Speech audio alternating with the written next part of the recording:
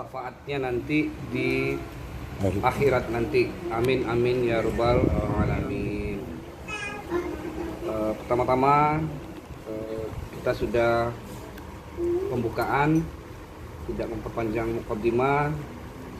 Agenda selanjutnya adalah dilanjutkan dengan sedikit penyampaian pengajian ataupun doa nantinya yang akan disampaikan oleh Ustadz Jaya. Kepada Ustadz Jaya kami persilakan. Tidak ada baca Al-Quran dulu. Ada baca Quran. Siapa yang baca ini? Hah? Ini satu negete. Udah lanjut aja. Ya, lanjut aja. Baca Al-Quran dikit mungkin langsung sama Ustadz. Dok. Siapa yang baca? Baca ayat aja Di dalam ceramah mungkin. Bismillahirrahmanirrahim. Assalamualaikum warahmatullahi wabarakatuh. Waalaikumsalam warahmatullahi wabarakatuh. Alhamdulillahirabbil alamin. Allahumma shalli wa sallim ala sayyidina Muhammadin abdika wa rasulika wa ala al-mu'minina wal mu'minat wal muslimina wal muslimat. Asyhadu an la ilaha illallah wahdahu la syarika lah wa asyhadu anna sayyidana Muhammadan abduhu wa rasuluh. Wa qala Allah ta'ala fil Qur'anil Karim, a'udzu billahi minasy syaithanir rajim. Fa inna ma'al usri yusran, inna ma'al usri yusra, fa idza faraghta fansab wa ila rabbika farghab. Wa qala Allah ta'ala aidan, fawailul lil musallin alladzina hum 'an salatihim sahun alladzina hum yura'una wa yamna'una al-ma'un. Shadaqallahul 'azim wa shadaqa rasulul karim. Nenek, mama, saudara-saudara, adik-adik, anak-anak yang dimuliakan Allah, kita bersyukur pada Allah Subhanahu wa taala pada hari ini bisa dikumpulkan di rumah Mak Ben ya. Mak Utiah. Ini karunia dari Allah, kita bisa berjumpa, silaturahmi. Jadi dalam satu kitab ada pembahasan supaya umur dipanjangkan. Yang kita sering tahu silaturahmi memanjangkan umur. Di dalam pembahasan yang lain ialah banyak berbuat baik. Yang terakhir memuliakan orang yang tua. Ini yang jarang kita dengar. Memuliakan orang yang lebih tua dibandingkan kita bisa memanjangkan umur. Kalau di dalam keluarga, kalau sebagai anak, muliakan orang tua. Kalau kita sebagai yang sudah orang tua, punya mama, sebagai nenek kita, muliakan nenek. Hormati, hargai. Maka yang menghormati, menghargai yang tua, insya Allah umurnya dipanjangkan. Ibaratnya kalau minum kopi, masih bisa minum ke gelas yang kedua, insya Allah. Kalau dia masih bisa jalan-jalan untuk menikmati makan-makan yang enak, berikutnya masih Allah kasih insya Allah untuk jalan-jalan dan makan makanan yang enak lagi. Kenapa? Umurnya dipanjangkan. Di kesempatan kita untuk menikmati hidup masih ada.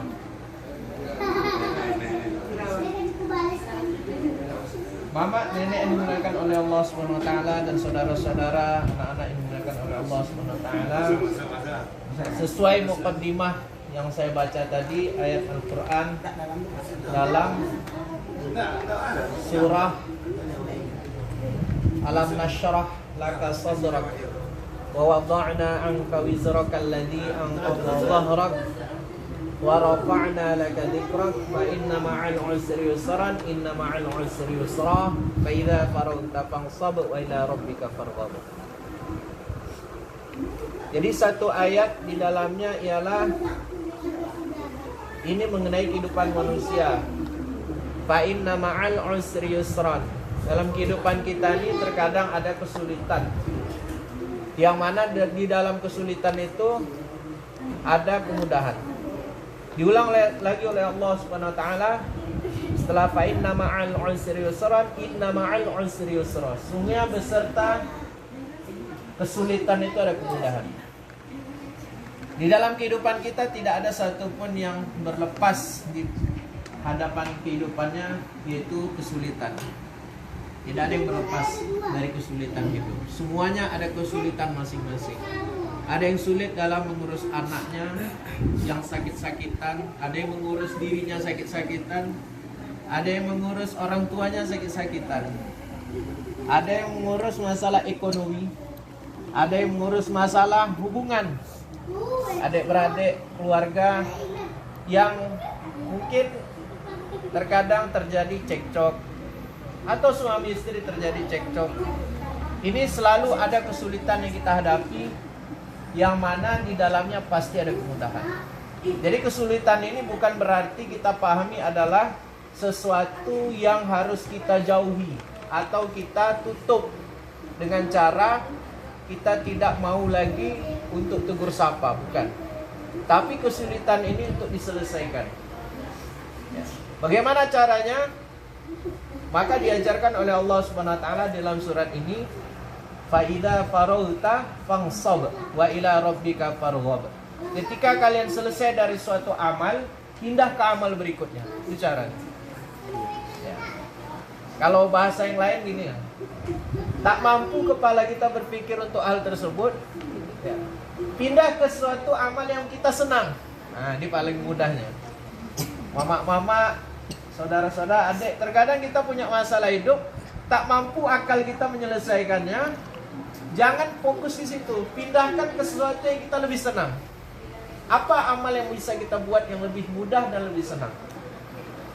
Ya. Ini caranya. Kalau Rasulullah mengajarkan, idza hamma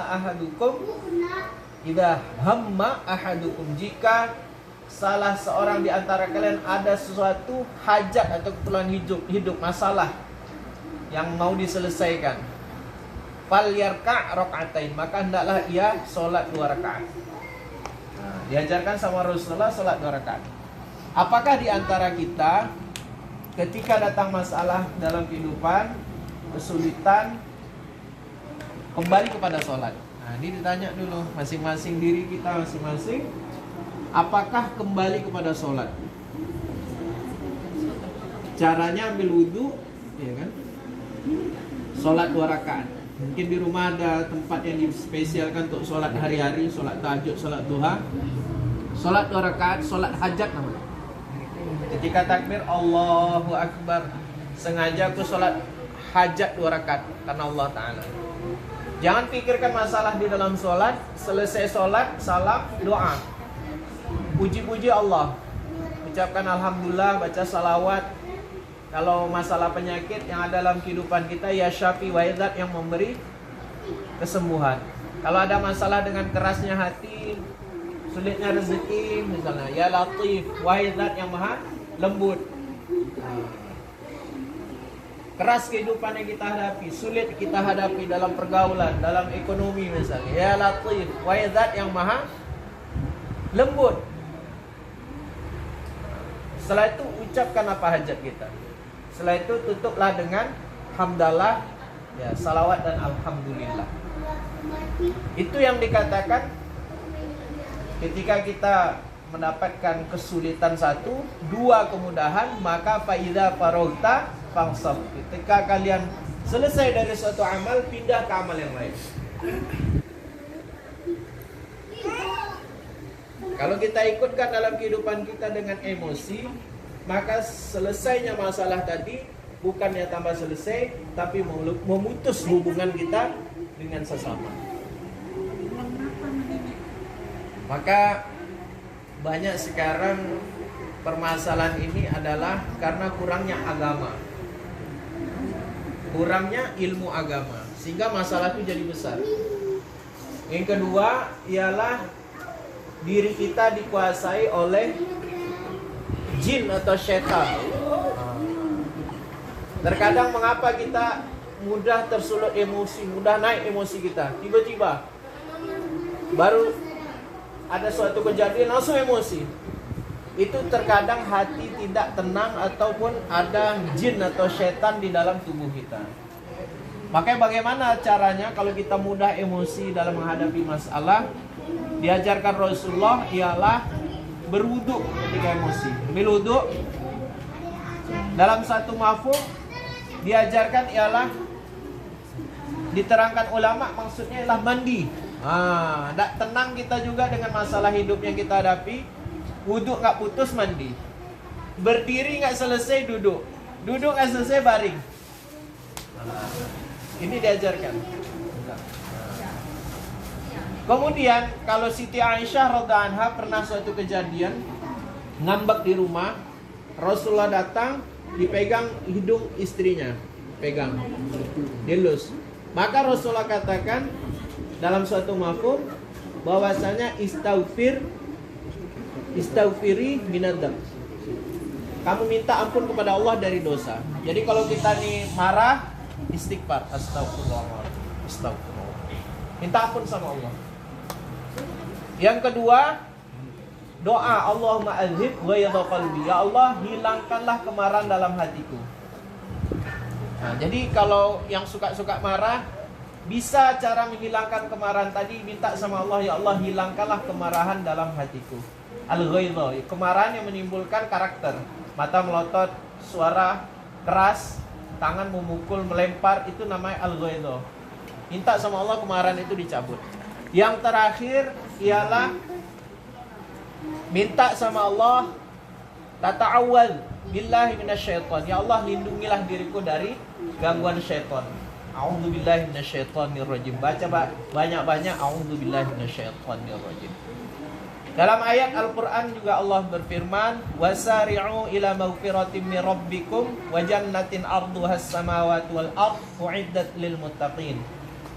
Bersegeralah kalian menuju ampunan Allah dan surga yang luasnya seluas langit dan bumi. Ya. Kita ini diperintahkan untuk bersegera menuju ampunan Allah.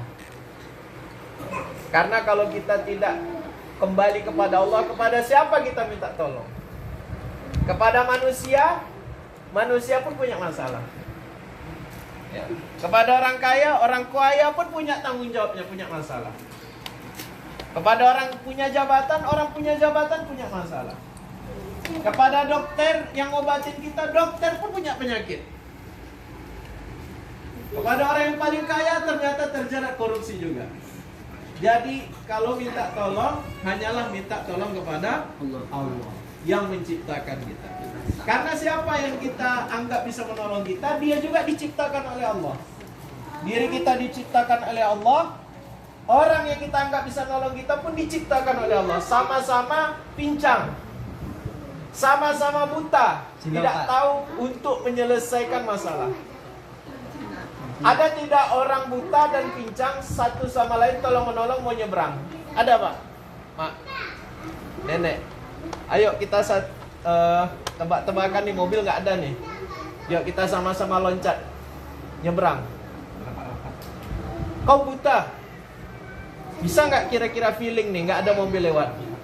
Aku juga buta katanya. Aku pincang, kau pincang. Ayolah kita loncat sama-sama. Itu namanya bunuh diri. Kalau kita sama-sama buta, kita sama-sama pincang, maka kita sebagai sama-sama makhluk Allah minta pertama sekali pertolongan kepada Allah. Maka diperintahkan untuk bersegera pertama sekali minta ampunan dan bersegera mendapatkan surga yang luasnya seluas langit dan bumi. Inilah dikatakan orang yang bertakwa. Ya. Di sini diterangkan dalam ayat ini bahwasanya itulah orang yang termasuk ciri-ciri orang bertakwa. Wasari'u ila maghfiratin min rabbikum wa jannatin 'arduhas samawati wal ardh u'iddat lil muttaqin. Disiapkan ampunan Allah dan disiapkan surga yang luasnya seluas langit dan bumi hanya untuk orang bertakwa. Dunia yang kita huni ini singkat, 60-70 tahun. Kita tidak tahu umur mama, nenek berapa tahun lagi. Jangan-jangan kita yang muda lebih dulu meninggal. Karena kuburan tuh ada ukurannya kecil, menengah, panjang. Di dekat Jalan Kamboja itu ada kuburan menuju Nurul Falah, dekat rumah papa mama. Di sana ternyata kuburan bayi lebih banyak. Di pinggir ada bayi-bayi. Ternyata tidak jaminan harus tua baru meninggal. Maka kita harus fokuskan diri. Kita sedang beribadah, berkeluarga, suami istri, punya orang tua, punya saudara. Kita sedang satu tujuan menuju akhirat, menuju surga. Jadi apa yang mau dipermasalahkan dalam kehidupan kita? Tidak ada yang harus kita perpanjang dalam masalah, dalam emosi. Karena kita sama-sama menuju akhirat. Akhirat yang kita tujukan, Allah yang ingin kita dapatkan. Maka ngapain kita berselisih paham, berdebat, berkelahi untuk urusan yang akan kita tinggalkan di dunia? Maka kita fokus ke akhirat. Makanya dikatakan Allah bahwasanya disiapkan untuk orang bertakwa. Siapa orang bertakwa ini? Diceritakan di sini dalam ayat ini ialah alladzina yunfiquna fis sarra'i wad dharra. Pertama, orang bertakwa ialah berinfak, bersedekah di waktu susah dan lapang. Ya, di waktu lapang dan susah. As-sarra lapang, wad dharra di waktu susah. Usahakan kita bersedekah tiap hari. Kalau kita susah jumpa orang bersedekah, jumpa orang miskin, orang susah di antara kita, di bawah kita, minimal di rumah adalah tabungan kecil untuk 1.000, 2.000, 5.000, 10.000. Nanti kalau udah terkumpul sebulan, kasih. Kalau usahakan keluarga terdekat dulu yang susah. Ya, adik-beradik kita, paman kita, bibi kita, ya kan? Kalau ada kakek nenek kita, sepupu, keponakan, yang terdekat dulu diperhatikan. Nah, nanti kalau sudah ada yang terdekat dikasih, tetangga dekat ada yang susah, boleh. Kalau rasa-rasa punya 2 tabungan kecil, ya, 1 untuk umroh, 1 untuk orang susah dari keluarga, bisa juga. Ada orang nabung 10.000 sehari. 10.000 kali 30 hari sebulan, 300.000. 300.000 kali 10 bulan. Nah, 3 juta. Kalau dia seandainya bisa untuk mengumpulkan uang, nggak terasa 10 tahun, dia misalnya mau berangkat kemana gitu kan, umrah 30 juta pun bisa. Ya. Tapi kalau 100.000 ya cepat lah. 100.000 sehari, 30 hari dah 3 juta. 3 juta dikali 10 bulan dah 30 juta. Berangkat umrah dia bisa. Jadi tabungan-tabungan kita untuk fisabilillah ini mesti kita siapkan. Untuk diri kita, keluarga itu otomatis yang paling pertama. Untuk sedekah usahakan ada. Tidak ada kekuatan dari harta. Bagaimana sedekah? Sedekah pikiran, sedekah ucapan yang baik, sedekah tenaga untuk keluarga, untuk keluarga terdekat, untuk tetangga, untuk orang di sekitar masjid. Nggak ada habisnya. Untuk sedekah itu bukan dari uang saja, dari apa saja yang dikasih oleh Allah, nikmat dari tubuh kita, bisa kita bantu orang, itu juga sedekah. Kemudian yang kedua, selain daripada dia berinfak di waktu senang dan waktu susah, wal kadhiminal ghaidha, orang yang bisa menahan amarah tadi, termasuk tadi kisah Siti Aisyah. Jadi orang yang bisa marah nih sebenarnya, dia bisa marah, membentak, memaki, meninju pun bisa, tapi dia ingat ayat ini. Ciri-ciri orang bertakwa harus bisa mengendalikan amarah, maka dia akan menjadi orang yang bertakwa tadi, mendapatkan surga dan ampunan Allah. Maka dia cegah. Ini enaknya jadi orang bertakwa. Dia bisa mengendalikan amarah. Dia ingat Allah. Yang terakhir ialah wal afina 'anil nas, memaafkan manusia. Siapapun yang pernah berbuat salah sama kita, udah maafkan saja. Mudah-mudahan kita pun nggak sengaja berbuat salah sama orang, dimaafkan sama orang. Karena dendam ini dia tersimpan. Saya pernah jumpa orang dari Jakarta, mereka satu rombongan, datang ke Cipta Karya, ada permasalahan di antara jemaah kami, maka saya jumpa sekali sama dia.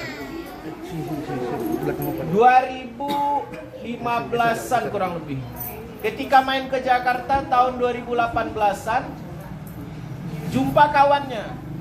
Ustadz pernah jumpa kemarin sudah meninggal. Sebelum meninggal dia bilang dia dendam sama Ustadz. Hah? Apa dendam? Ya Ustadz bela si orang yang dimusuhinya. Dia nggak suka dengan pendapat orang ini, dia dendam. Ngapa Ustadz bela dia juga? Jadi pas mau mati diucapkannya, aku dendam sama Ustadz Jaya. Kawan yang ngadu ini dibilang udah lah maafkan aja Ustadz. Padahal jumpa baru sekali. Jumpa baru sekali 2015, 2016, 2017, 2018. Kurang lebih 3-4 tahun. Dendamnya masih ada. Bagaimana dengan kita yang hari-hari jumpa dengan keluarga kita, orang tua, anak, keluarga, tetangga. Terkadang kita ada tersulut emosi marah. Mungkin dendam kita berlapis-lapis. Maka caranya maafkan saja orang tua. Gak usah marah gitu. Maka ini ciri orang bertakwa. Apa janji Allah pada orang yang bertakwa? Orang yang bertakwa ialah wa may yattaqillaha yaj'al lahu makhraja. Dan barang siapa yang bertakwa kepada Allah, Allah berikan jalan keluar dalam masalah kehidupannya. Wa yarzuquhu min haitsu la yahtasib, dan Allah berikan rezeki dari arah yang tidak disangka-sangka. Enak tidak jadi orang yang bertakwa? Setiap masalah ujian hidup dipermudah, diselesaikan oleh Allah. Kemudian yang terakhir ialah dapat rezeki yang mudah. Terakhir ayat yang saya baca ialah fawailul lil musallin, dan celakalah bagi orang yang sholat. Mengapa ada orang yang sholat? Alladzina hum an sholatihim sahun. Dia sholat tapi lalai, sering diundur-undur sehingga terlewat waktu sholat. Jadi mama, nenek, semua kita saling ingatkan, jangan sampai sholat kita ditunda-tunda. Kalau kita mampu berjemaah, silakan berjemaah. Tidak mampu di masjid, minimal berjemaah di keluarga kita, di kebun kita, di tempat kerja. Tidak mampu juga, pikirkan bagaimana bisa mampu. Terakhir, jangan sampai di luar waktu sholat. Ingat mengingatkan, suami istri ingat mengingatkan, anak ingatkan keluarganya, orang tuanya.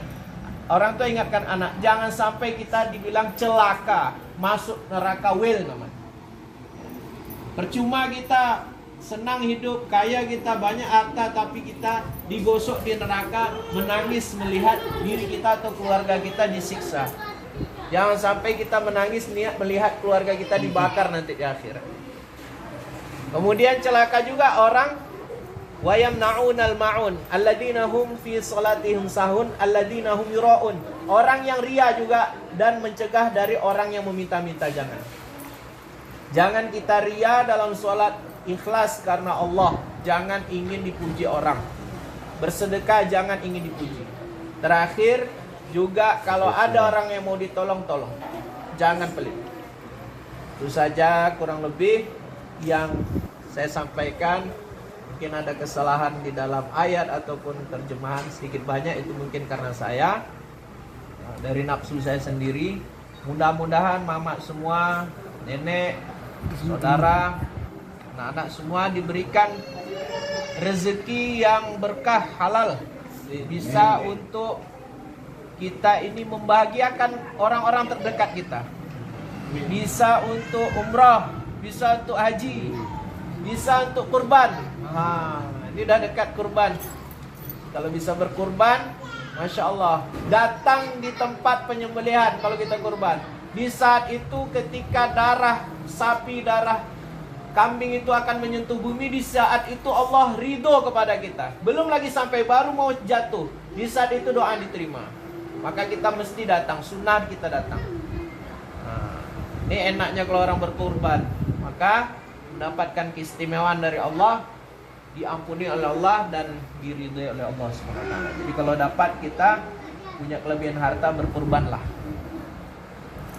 Kira-kira ada yang perlu ditanyakan, Mama, Nenek? Tutup lah. Boleh. Makan lagi. Sama-sama doa. Astaghfirullahaladzim alladzi la ilaha illa huwal hayyul qayyum atubu ilaih.